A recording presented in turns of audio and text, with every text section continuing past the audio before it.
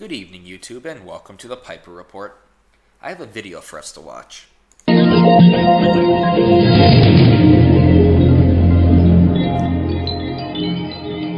Allen breaks his silence after the cancellation of his show, Last Man Standing. I'm Carly Shimkus with Fox 411. Allen is finally speaking out days after ABC canned his conservative comedy, tweeting, "Stunned and blindsided by the network I called home for the last 6 years." He's not the only one. Many were surprised by the move because the show was one of ABC's highest-rated comedies. Some accusing the network of canceling the show for political reasons because Allen's character was a conservative. There is now an online petition demanding ABC renew it. That's racked up more than 200,000 signatures. ABC says the cancellation was not political, telling Fox News it was a scheduling decision. Of course it was political. The show was doing great in the ratings. Tim Allen's character was doing great. The reason they want to get rid of him so much because his character mocked in a satirical manner the extreme belief system of regressives.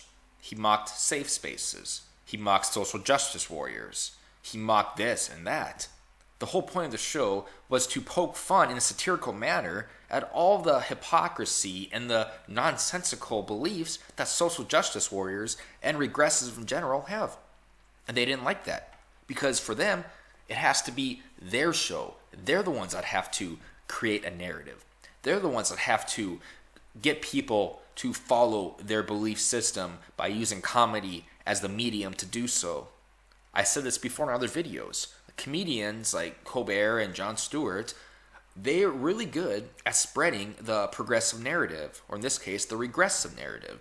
By doing so, they can preach policy, yet do it in a joking manner. So they always have that as a scapegoat. They can do it under the guise of comedy. And if someone ever attacks them for it or says, you shouldn't have said this, it's nuts, they can say, I'm a comedian. It was a joke. I made a joke. But at the same time, they can continue to spread their narrative that they want people to know. This was the complete opposite of that. This was Tim Allen doing exactly what late night comedians do, like Stephen Colbert. It was just opposite, though, in terms of political affiliation. It was a conservative mocking liberals, and they just couldn't handle that. There's no justification for canceling the show, especially when the ratings are doing so good. I had planned on going over this again in my weekly crap recap, but the show was funny. I recommend it. I've seen some clips of it, and it was a good show. But, of course, the liberal media has... I hate calling it liberal media because they're not truly liberal. Neoliberals are not classical liberals. But since that's the name that is given, I'm going to be saying it, but I don't mean it. They're really regressives. But the liberal media is so set to make sure only their show, their controlled opposition, is what's being depicted. So people can follow what they want them to follow. And Tim Allen is caught in the crossfire.